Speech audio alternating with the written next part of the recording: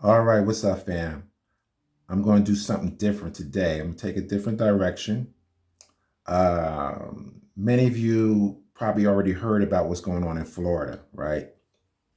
And how there's an attack on Black people in general, but more specifically, Black history. And they're trying to rewrite the history of Black people in America and how slavery impacted Black people. And they're trying to write it in such a way that to suggest that somehow it was a benefit to Black people. And I think it's curious that this is coming now. Uh, when you think about the momentum that's being gained on the issue of reparations, one of the arguments that we often make is that we suffered a lot, our ancestors suffered a lot under slavery, and there are still issues that we deal with today as a result of slavery. And so I think this is an attempt to try to suggest that somehow slavery wasn't so bad. So what are you Black people complaining about? All right. So this is interesting. I chose these two pictures because, believe it or not, the person who is at the head of this particular curriculum that suggests that somehow slavery was a benefit is a Black man. His name is Dr. William Allen. Let me get the little biography of him. Let me try to do that real quick. Okay, now he didn't really have a great biography. He's been in trouble a lot, but he's a conservative. But one thing that stands out, he was appointed to the Civil Rights Commission by Bush, and Allen lobbied. Here, I'm reading this from his bio. Allen lobbied in support of the Michigan Civil Rights Initiative, also known as Proposal 2, that would essentially ban affirmative action in the state. He and Carol Allen, I guess that's his wife, did this through a foundation called Toward a Fair Michigan. From 2018 to 2019, he was a visiting scholar in conservative thought and policy at the University of Colorado Boulder. All right, so this guy, he's a long-standing Republican conservative. He kind of reminds me of Justice Thomas. Uh, don't like affirmative action, think is hurt Black people, and it's not fair to everyone else, even though he knows that Black people had a very difficult time in this country. But he wants to believe that there is no racism.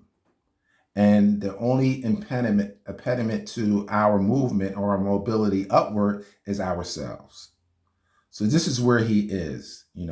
So let's get into this video.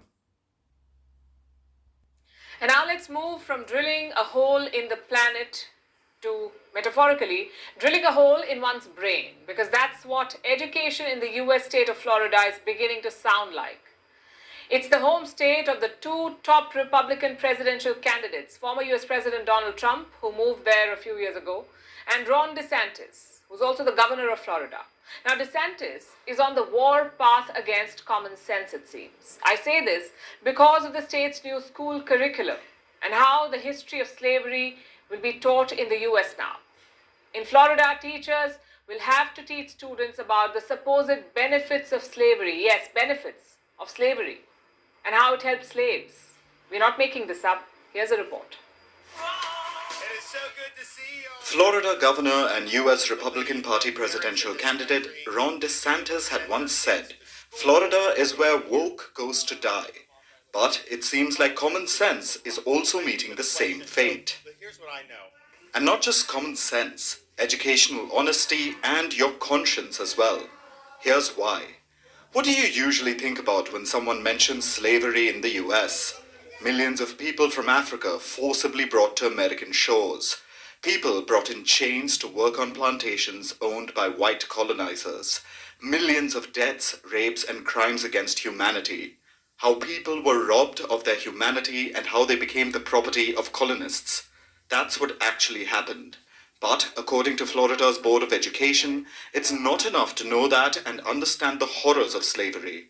No, they think you should also know about slavery's not often discussed benefits.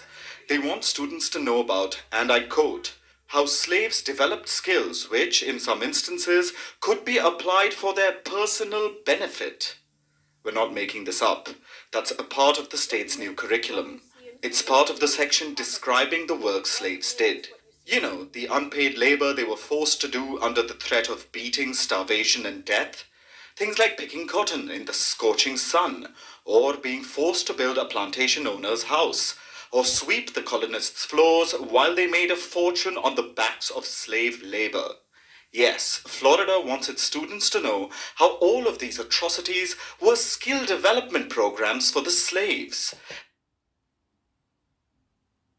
Clarification on one thing within the policy. It says instruction includes how slaves develop skills which in some instances could be applied for their personal benefit. Could you just explain why? Well, you should talk to them about it. I mean, I didn't do it and I wasn't involved in it, but I think what they're doing is I think that they're probably going to show some of the folks that eventually parlayed being a blacksmith into doing things later in life. But the reality is all of that is rooted in whatever is factual. They listed everything out. And if you have any questions about it, just ask the Department of Education. You can talk about those folks. But I mean, these were scholars who put that together. It was not anything that was done politically. They feel a religious void. They are part of our lives. They are the missing dots in our entire social lives. The ancient foundries of Benin's royal brasscasters, whose skills have been world-renowned for centuries, is where this unfinished story begins. This process has been as old as the kingdom itself. People live in northwestern Tanzania and speak the Luhaya language, as well as Kiswahili.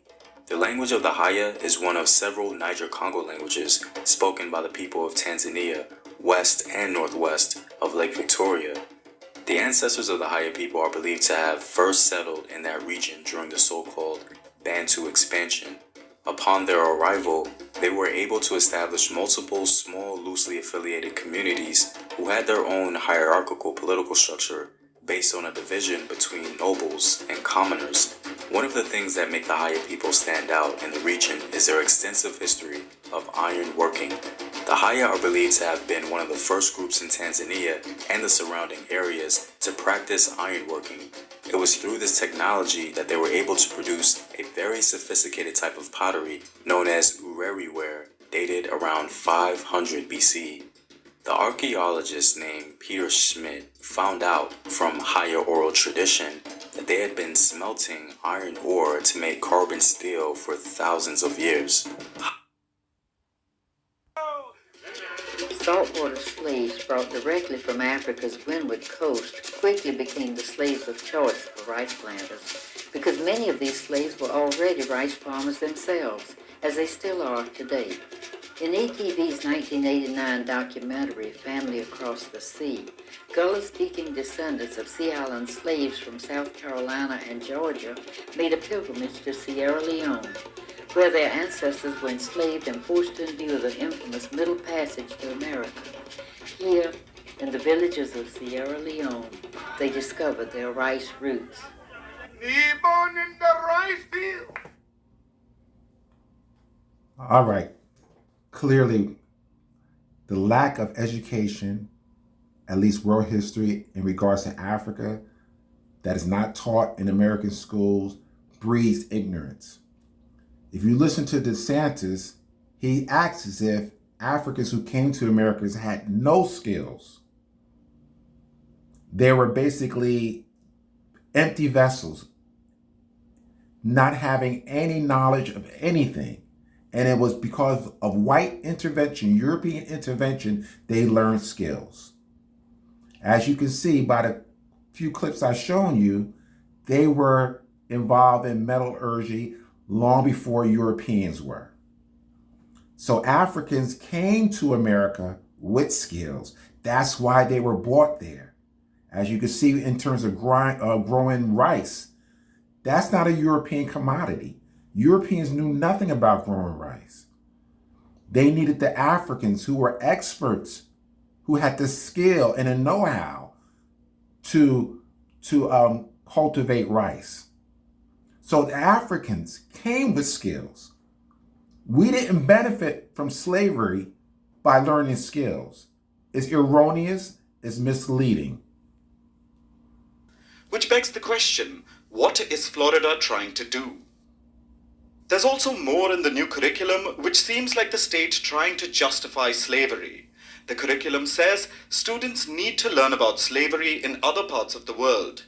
It talks about slave markets in Muslim countries, slavery in the Americas before European colonization, and even slavery in Asia. The Asian portion specifically mentions a law code from 4,000 years ago and the Indian caste system. All of this will go into showing students that slavery wasn't just an American phenomenon, which it wasn't. Slavery has existed throughout human history. It's a fact. But to indulge in the kind of whataboutery Florida wants to peddle is to deny the sheer scale of the transatlantic slave trade. It's an insult to the memories of the millions who lost their lives as slaves. So why is Florida doing this? The simple answer is politics. It seems Ron DeSantis wants to take a leaf out of North Korea's book, brainwash children by teaching them a warped version of history, remove their capacity for critical thinking by feeding them sanitized and incomplete information. With about 86% of Florida students subjected to this curriculum in public schools, DeSantis may just succeed in muddying the waters of history and the minds of children. Last year, he brought in a law called the Stop Woke Act. It seeks to ensure that no child feels guilt or anguish or psychological distress during lessons on topics like slavery in America. Now that was enacted to protect white children because they didn't want the horrors of slavery taught to white children because they were afraid that it would affect them psychologically.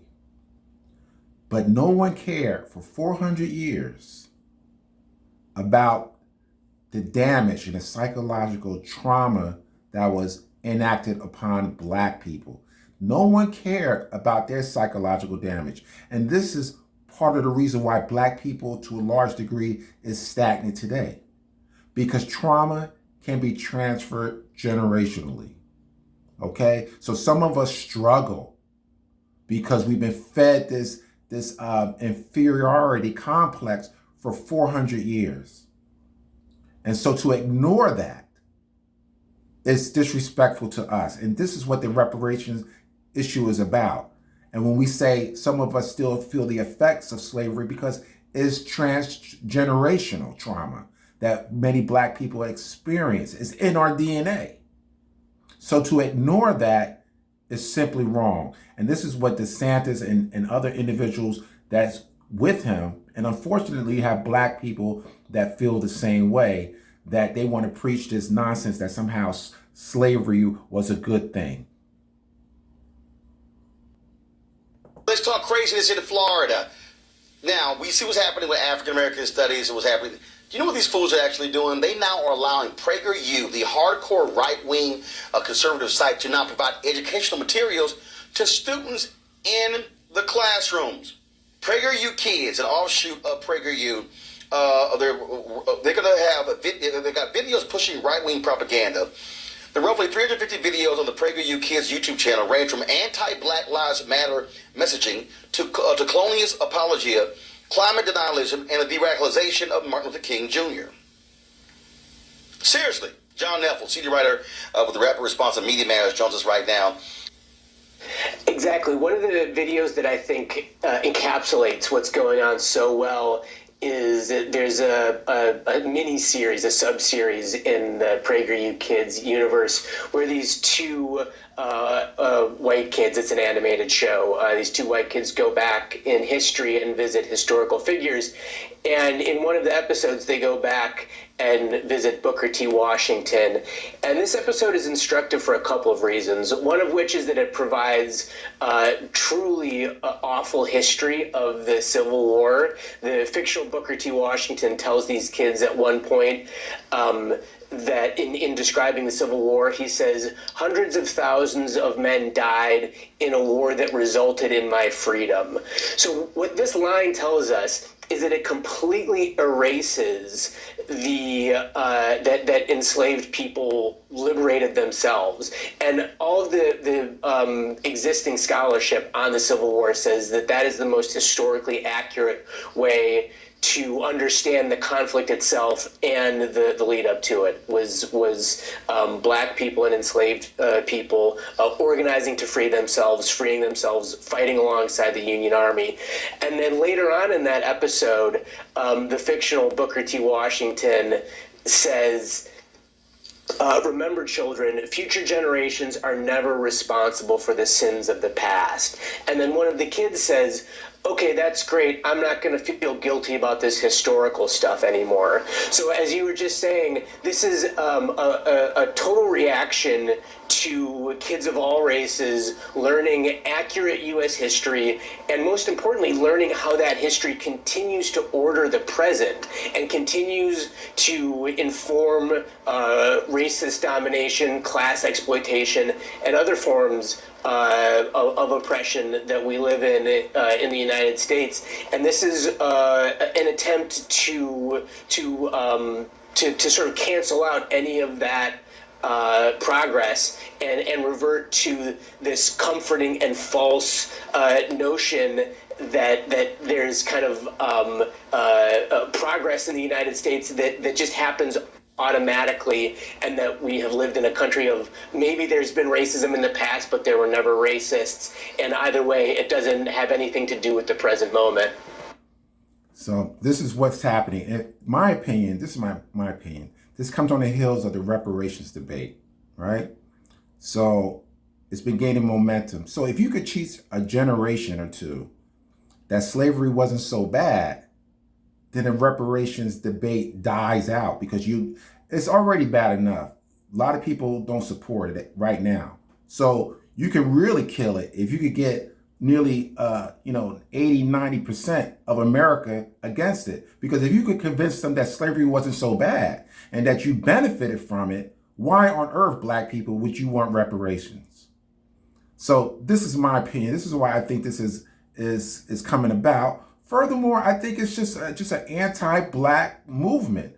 I mean, it's nothing new. Black people have been attacked since we've been here. We're attacked globally. So it's nothing new. We're the easy target. And so what's interesting, just in that period of time between Florida canceling out AP courses on African American history, they also enacted a curriculum for AAPI course, history. So, and that's been mandated,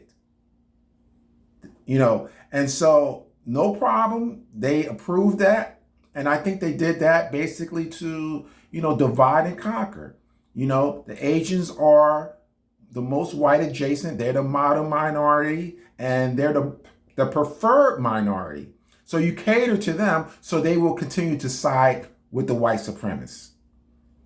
So therefore, you won't get a lot of reaction or problems from the Asian community, because hey, you gave them a history course. You acknowledge what their needs are, so you won't get the pushback from them. If anything, they'll push back against you, and so that's the plan. So the Asian community is quiet, just like for the most part during affirmative action. They're quiet. They continue to allow white supremacists to use them. When are you guys going to wake up, Asians? When are you going to wake up? Because once white people get in a more comfortable position, you're going to be on the outside looking in. Born. The question of having to deal with what is unspoken by the subjugated, what is never said to the master. Well, having to deal with this reality was a very remote possibility. It was in no one's mind. When I was growing up, I was taught in American history books But Africa had no history, and neither did I. That I was a savage, about whom the less said the better, who had been saved by Europe and brought to America. And of course, I believed it. I didn't have much choice. Those are the only books there were. Everyone else seemed to agree. If you walk out of Harlem, ride out of Harlem, downtown, the world agrees. What you see is much bigger, cleaner, whiter, richer, safer than where you are. They collect the garbage. People obviously can pay their life insurance. The children look happy, safe. You're not. And you go back home. And it would seem then, of course, that it's an act of God, that this is true, that you belong where white people have put you. It is only since the Second World War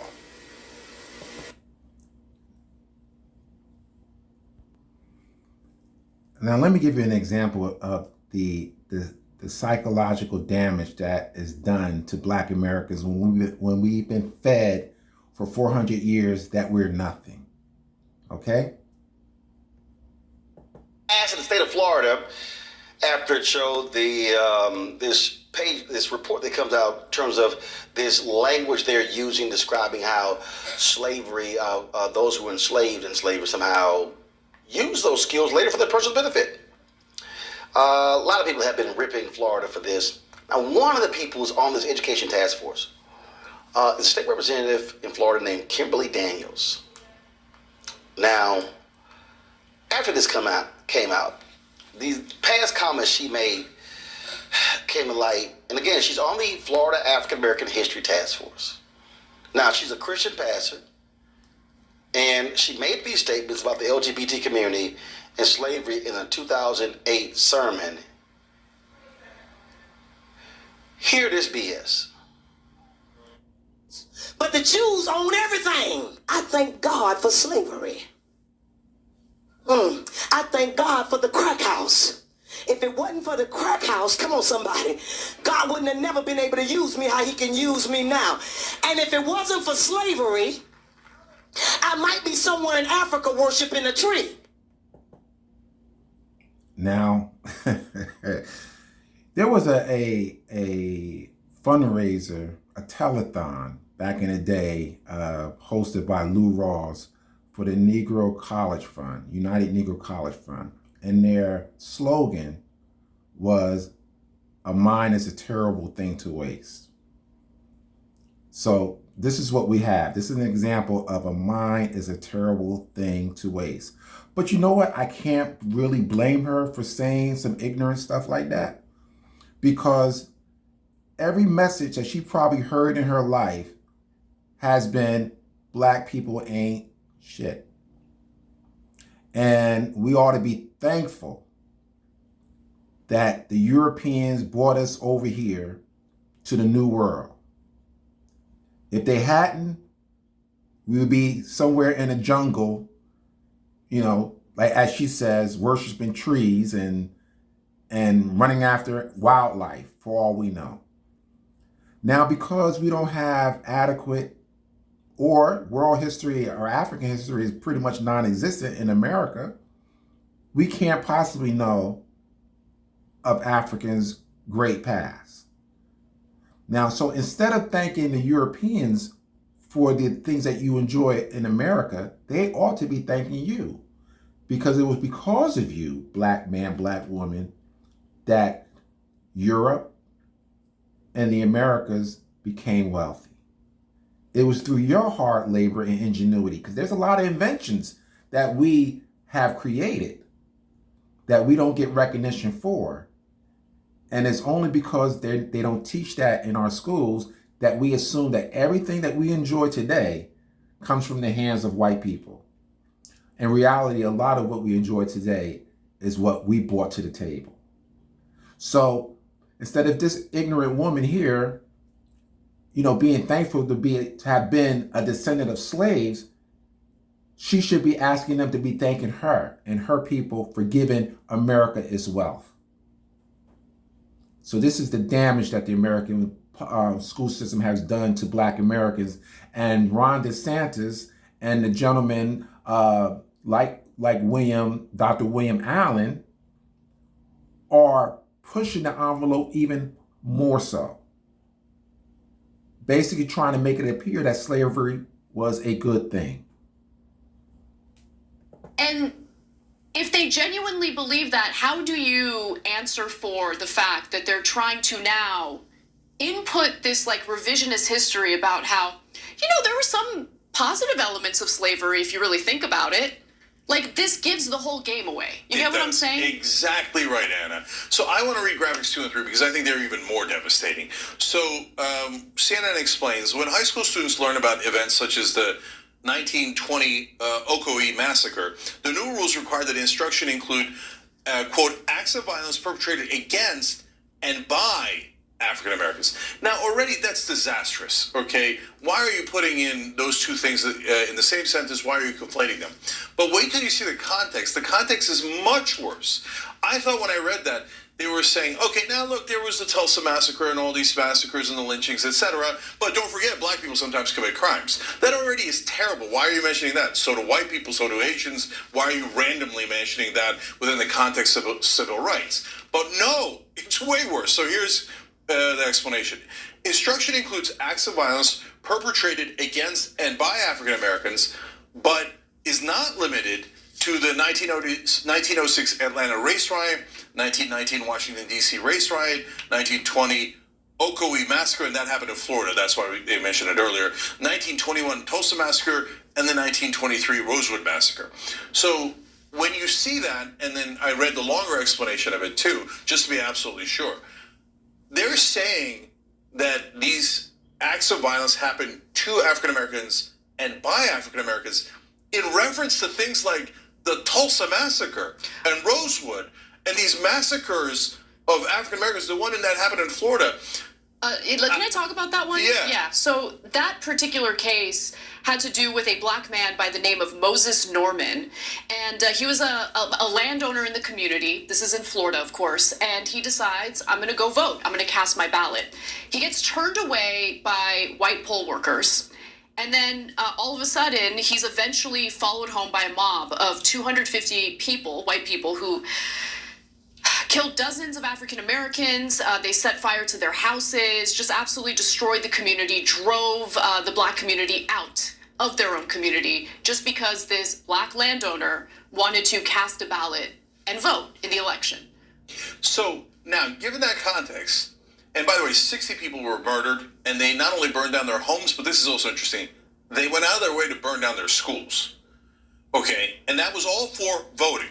Now, in that context, they mention it as violence done to African Americans and by African Americans. Why are you blaming the victims in a scenario like this? Are you insane? How did that? It's almost like they're saying, well, they had it coming. No, this is disgusting, man. This isn't anywhere near critical race theory. This is just Republicans saying, we don't really like Black folks, and we just we vomit it out wherever we are. And that's basically what's going on. They don't like Black people, and they're willing to write a history that is totally inaccurate, that makes Black people responsible for the horror that they experienced. Somehow they had something to do with it. It wasn't white people enacting violence upon them, massacring them. Somehow we deserve this. We must have done something to provoke it. This is the history that's being taught to our kids now. And it's shameful. Let's take a listen to Dr. William Allen and how he talks about we have to listen to what the words from other people who were enslaved, what they had to say about slavery. Somehow he gets the impression that slavery wasn't so bad considering what he researched. So let's check this out. Let's go here. It's as simple as that. So my reaction is straightforward, and I think this would be true of anyone who participated in this process, namely that Booker T. Washington titled his autobiography Up From Slavery. That's his story, not our story. He told it. Frederick Douglass told the story of the mistress of his slave master teaching him to read, beginning that until she was shut down by the slave master. She pulled back the curtain just a bit so a beam of light shone through. When that was enough for him to take that beam and turn it through his own efforts into a flame of illumination that benefited him and his country. And now let's take that comment by Dr. Allen in reference to Frederick Douglass. Now, if you listen to him in that particular short clip, you would think Frederick Douglass didn't have it so bad. All right, so this is from the narratives of the life of Frederick Douglass, and I just picked out a small excerpt of it, okay? Let's read. Frederick Douglass was born in Tuckahoe, Maryland around 1818 and had a life that was anything but easy. Douglass was separated from his mother before he was a year old, a common practice by slave owners during those times. She was moved to a farm that was 12 miles away, and Douglass only saw her 4 or 5 times before she got ill and passed away. As a slave, Douglass was treated poorly. He was often overworked and underfed. He was given almost no clothing and slept in a sack to stay warm. In the hottest summers and the coldest winters, he says, I was kept almost naked. I had no bed, Douglass wrote in his memoir. This is the part of the history that I guarantee is not in the Florida curriculum. So he's going to tell you a story about how Frederick Douglass learned how to read, as somehow that's some type of benefit. That because of slavery, he learned to read. So despite the horrific conditions that he lived as a slave, that shouldn't matter because he learned how to read. Isn't that amazing? And this is a black man that's pushing this nonsense. At pre-slavery, a comprehensive look at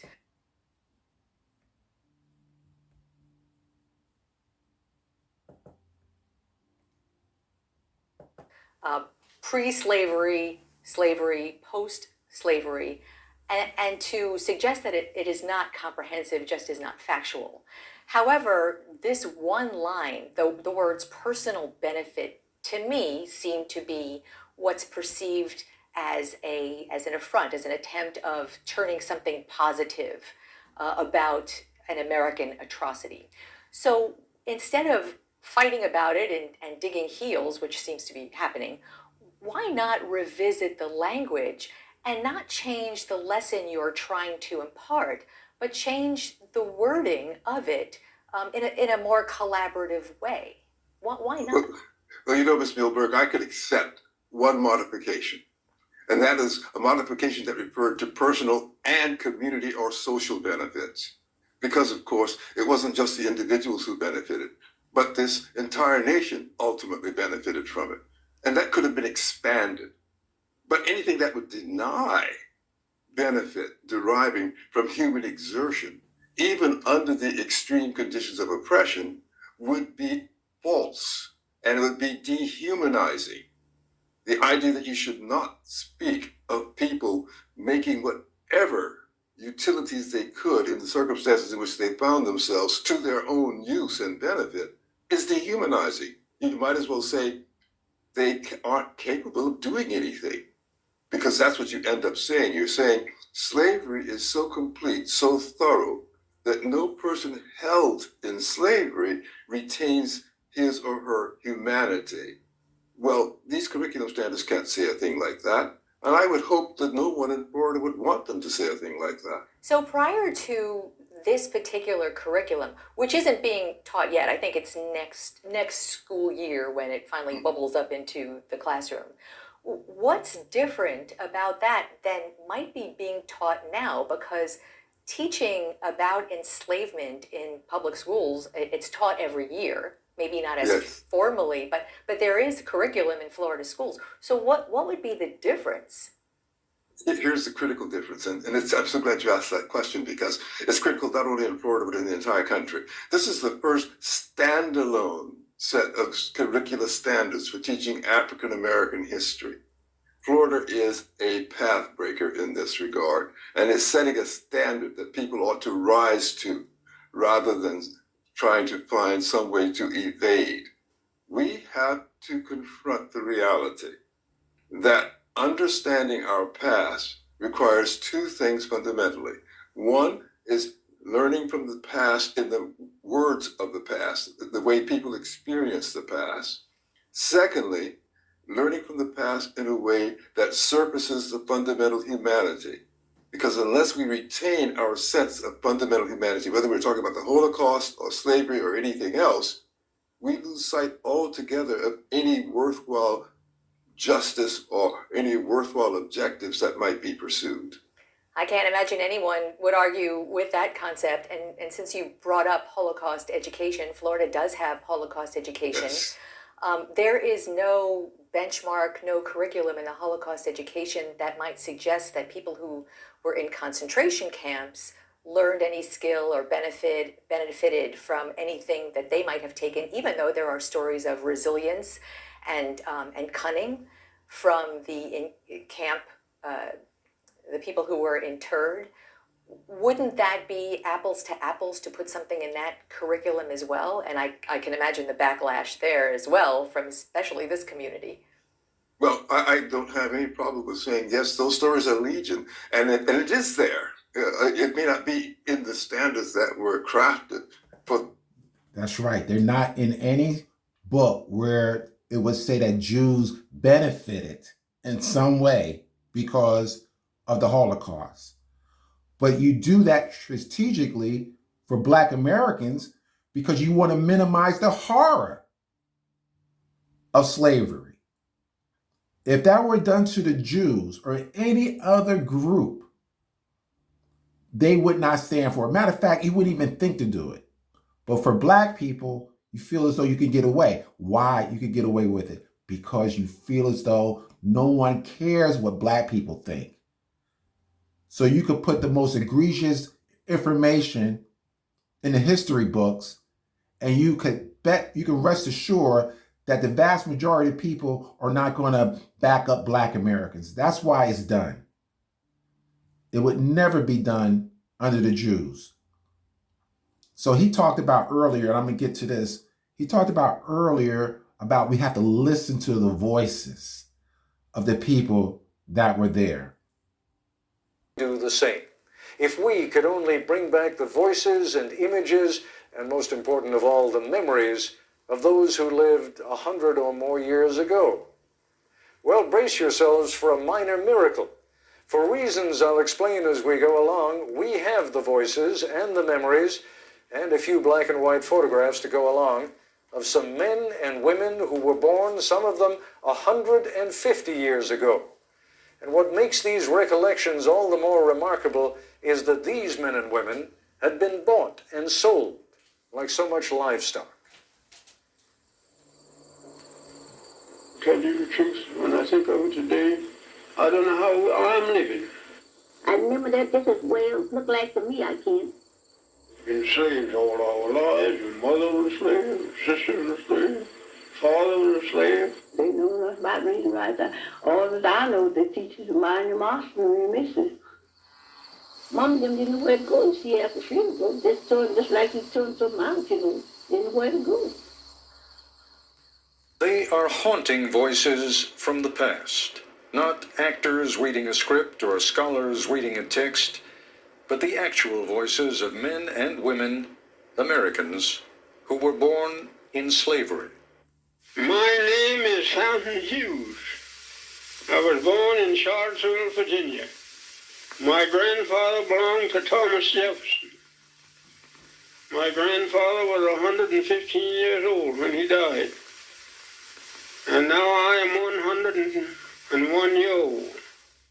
Incredible as it seems, we are listening to the voices of ex-slaves telling of their lives in bondage. Men like Fountain Hughes on the living conditions of slaves in Virginia in the 1860s when he was a teenager. Some people didn't have no beds when they were slaves. They were sleep on the floor. colored here, colored there. Just like a lot of wild people, we didn't know nothing. Didn't like looking no book. Women like Laura Smalley, describing the makeshift church where slaves worshipped on a big plantation in East Texas. All the church would have built a tub of water sitting just like this thing is, you know, that would catch your voice. And they would have church around that tub, all of them get around the tub. Or Harriet Smith, remembering what she saw as a small girl during the final days of the Civil War. And so I stood on that picket fence all day long, seeing them soldiers going back to San Antonio, different places. Colored soldiers in droves. Right along by our house. Our home is a two-story house, a white folk. These recorded memories were among thousands of interviews done with ex-slaves in the 1930s, 150 years ago. Can you remember slavery days very well? Of course, I remember all our white folks, and all the names of them, all the children. Call every one of the children's names. Who did you belong to? Jim Bunton, the baby boy.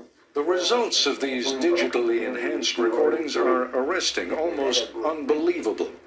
The idea of hearing the voices of actual slaves from the plantations of the Old South is as powerful, as startling really, as if you could hear Abraham Lincoln or Robert E. Lee speak.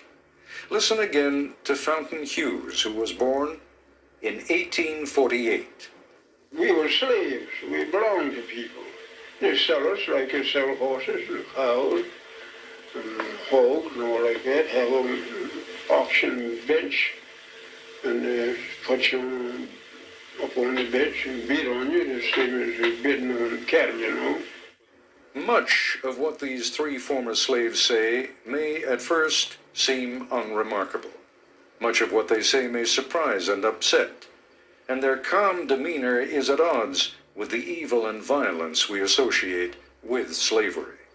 Here is 91-year-old Texan Laura Smalley talking in the 1940s about the outcome of a tussle between two women, one black, one white, one slave, one mistress. The mistress tried to slap the slave, but the black woman pushed her into a chair. Laura Smalley was a girl at the time, but she remembers vividly what happened to the black woman when the master came home.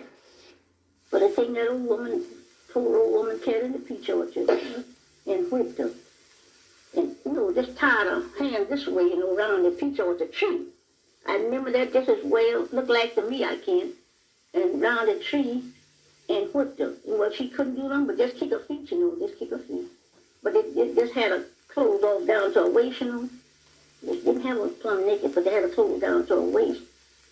And every now and then they'd whip her, you know, and then snuff the pipe out on her, you know. She snuffed the pipe out on her. And, you know, the embers in the pipe. Where you ever see the pipe smoking? Blow them out on her? Mm-hmm. Good Lord, mercy. Now that's the real history. And there's recordings even worse than that. But that's the history that they don't want, especially white children, to learn. The real history, the real horrors of slavery. It was no picnic. But that's the kind of education they're trying to present right now. That somehow we benefited for being enslaved. All right. So it's amazing, guys. This anti-black thing is real. It's real. I don't know what to do in terms of how you fight back, but I mean, this is how you fight back. You learn your history. And if you have kids and if you have nieces and nephews, even uncles and aunts who may not know the history, just talk about it. Let them know the real history of this country, because the schools aren't going to teach it. All right. So you probably spending the rest of your life trying to tell the truth, but don't let no one tell you no untruth. All right. All right. So let me wrap this up. But, thank you guys for listening. If you haven't subscribed, please do. If this is the first time, welcome. Make sure you hit the like button after you view this video so many people can see it. This is really important, guys, because a lot of us just don't know our history. All right? And we need to know. And we need to pass on the word and make sure, at least if no one else knows our history, we know our history. And this way we can't be duped into believing anything else. All right? Until the next time. Peace.